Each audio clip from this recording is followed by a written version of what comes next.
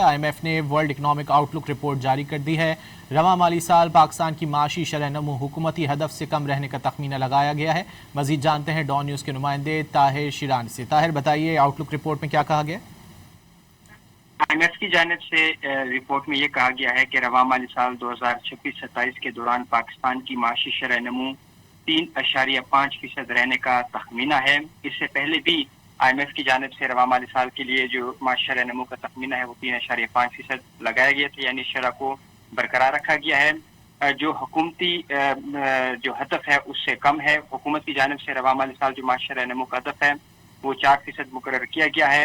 IMF کی جانب سے گزشتہ مالی سال 2025-26 جو 30 جون کو ختم ہوا ہے، پاکستان کی معاشی شرح نمو 3.6% رہنے کا تخمینہ لگایا گیا ہے، اور حکومت پاکستان نے گزشتہ مالی سال کی جو معاشی شرح نمو کا ہدف تھا وہ 4.2% مقرر کیا تھا، یعنی حکومت کی جانب سے جو گزشتہ مالی سال کا ہدف تھا وہ حاصل نہیں ہو سکا، اور رواں مالی سال بھی IMF کو یہ خدشہ ہے کہ حکومت پاکستان جو مقرر ہدف ہے وہ حاصل نہیں کر پائے گا۔